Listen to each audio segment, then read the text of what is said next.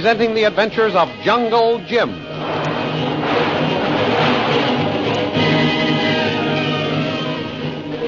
Last week, Jungle Jim and Kolo, after escorting the Reverend Chalmers and Lynn to their camp, said goodbye to them and started back to civilization. In the meantime, Shanghai Lil recovered from her wound. Then she flew down to Patrick O'Shaughnessy Flynn's cafe to have another talk with Jungle Jim. When she got there, Lil learned that Jim hadn't arrived, so she told Flynn she was sticking around town until he did show up. The interview was interrupted by a Chinese boy who asked Flynn to give Jungle Jim a letter upon his arrival. He mysteriously gave warning that the letter was of the utmost importance. The thrilling adventures of Jungle Jim are pictured each Sunday in the Comic Weekly, the world's greatest pictorial supplement of humor and adventure. The Comic Weekly, each page printed in full colors, is distributed everywhere as an integral part of your Hearst Sunday newspaper.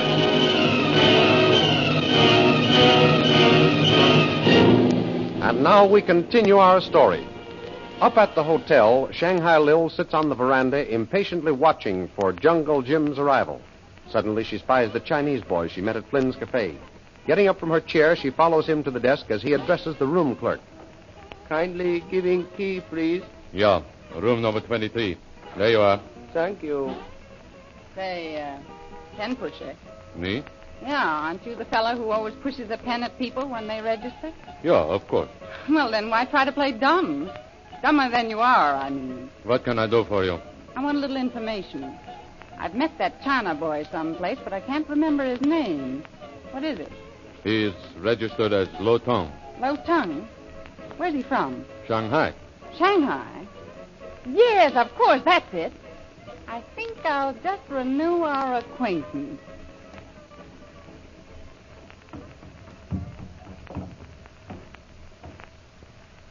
$22, $23. Here it is. Coming in, please. Well, how's tricks, Lo Tung? Oh, what are you doing here? Now, there's a coincidence for you. That's just what I came up to ask you. You didn't think I recognized you in Flynn's cafe, did you? No. So sorry. Was hoping completely forgotten. Listen, Yellowface, I'll give you some valuable information. Shanghai Lil never forgets. Very interesting. Thank you. Keep it in mind. Now then, you can give me some information. What are you hanging around here for? Very happy saying mission not concerning you. Oh, is that so? You listen to me, Lo Tung. You're not in Shanghai now. You're all by yourself in a strange country. And around here, my word is law. Very interesting. Saying to Honorable Bartender other day, you seeming in position take great liberties. That's right, Lo Tung. I'm glad you realized that so quickly. So you see, when I ask a question, I expect an answer. Come on, tell me, what are you over here for? My mission not concerning you. Oh, you're going to sing that song, are you? I'll show you. Listen. Sounding like aeroplane. Let me have a look out your window. So sorry, tree standing in way of clear view of sky. Yes, that tree out there is in the way. I wish I could see. Why, there's my plane tearing through the water. Who's in it? Airplane now aiming for dock. Yes, and they'll crack up if they don't stop. Look out, you fool. Shut off that motor. Oh! Fool must have hearing you. Motor stopping. Yes, because the plane crashed into the dock.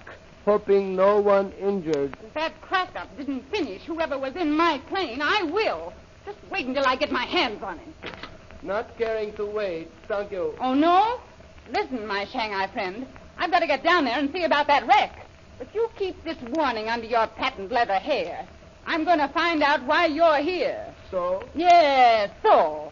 And if I don't like what you're planning on doing, I'll stop your motor for you.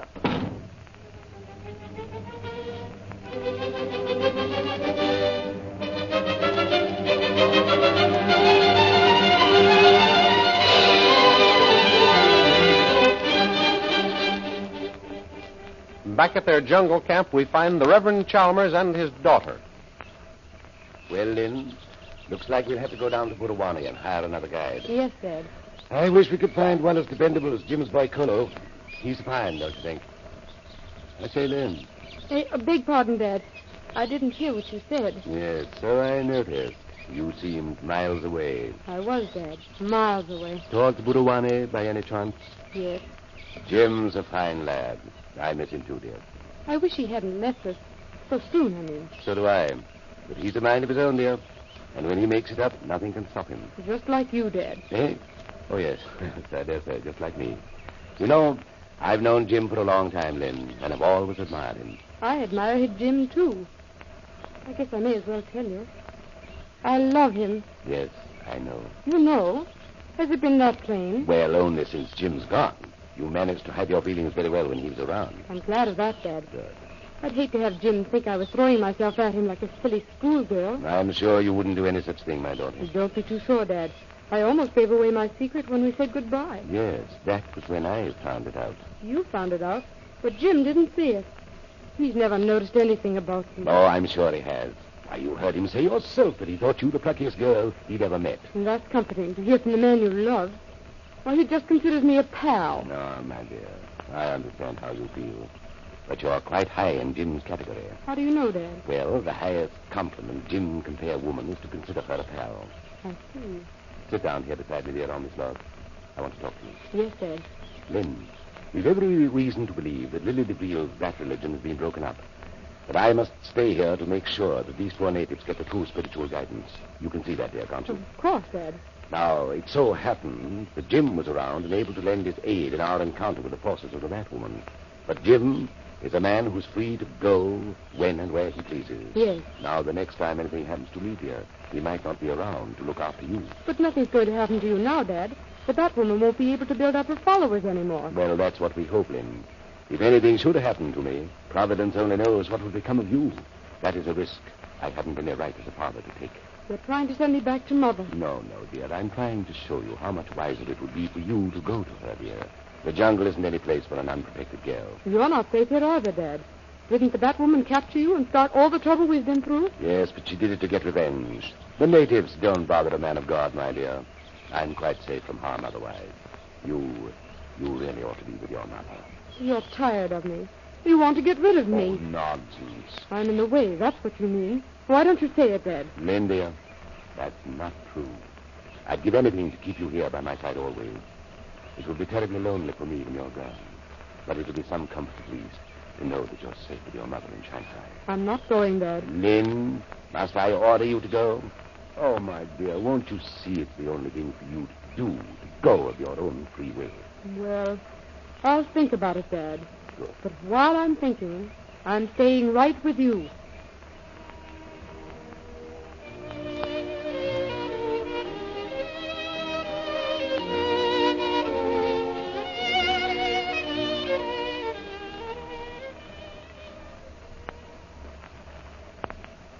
At that very moment, Patrick O'Shaughnessy Flynn is cheerily polishing glasses in his little cafe.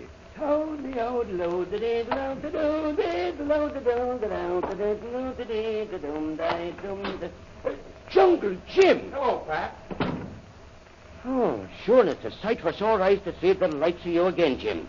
And how you been, lad? Not bad, considering I was a prisoner of the Batwoman's. Prisoner, was it? And she had the brass to stand right there and tell me you was her guest. What? Is Shanghai Lil here? She is that and likely to be here for Lord knows how long. Why? Well, you see... but hold on now, whilst I give you something to wet your whistle a bit. There. Thanks. Well, as I was saying, you see, Tuesday, Shanghai Lil was... was it Tuesday or Thursday? Let's see, it couldn't have been Thursday because that was the day that native went amok and shot his way through town. So it must have been of a Tuesday. I tell you, Jim, last week we had more excitement. So it sounds, Pat, but what is this news about Shanghai Lil? Oh, yes. Well, it seems her boy Namby-Pamby, or whatever his name is, he was showing off her big black seaplane to some of his native friends. One of them gives the propellers a spin. The machine was in gear, and zoom, away she goes skedaddling along the river. Well, don't tell me Mamba took it up in the air. He did not, but he did take it smack into the dock. Oh, glory be such a wreck as he made of it. One wing was ripped off and the engine tore clean away from the body. So she's stranded down here, eh? That's the long and short of it, Jim. Her boy was cut up a bit in the fracas, too. And from the way she took on, he's lucky he was unconscious when she arrived on the scene. If he'd ever come to, she'd have sent him back to dreamland herself. She sure can put on an act when she wants to. I saw her put on several while I was at her plantation house. Boy, I certainly don't envy what that black boy of her faces when he gets well. And neither do I. Well, sure, and I'm glad you're back safe and sound, Jim. So am I. Any mail for me, Pat? No. Oh, that reminds me. A Chinese was here the other day looking for you. A Chinese? What could he want with me? He left this letter for you. What the heck is this? Well, what do you know about that? What does it say, Jim?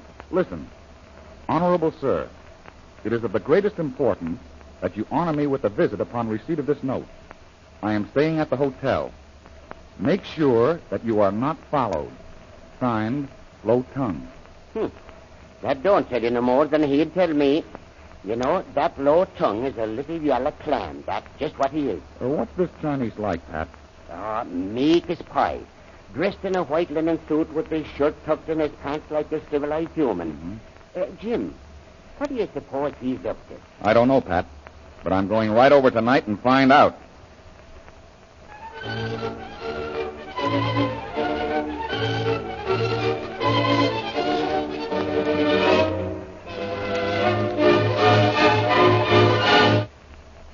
Well, Low Tongue, what's this important news you've got for me? Excellency, first make certain no one listening behind door. Well? You sure, Honorable Sir, you sure no one see you come here? I took every precaution. I traced and retraced my steps before entering the hotel. Say, what's all this mystery?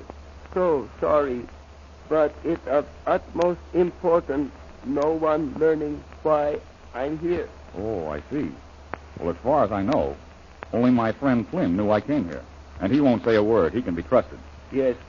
Was giving understand Honorable Bartender trustworthy. Thank you. All right. Then tell me why you asked me to come here.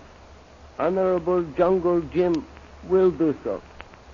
I have been sent by American consul at Shanghai enlisting your aid for a purpose. Oh!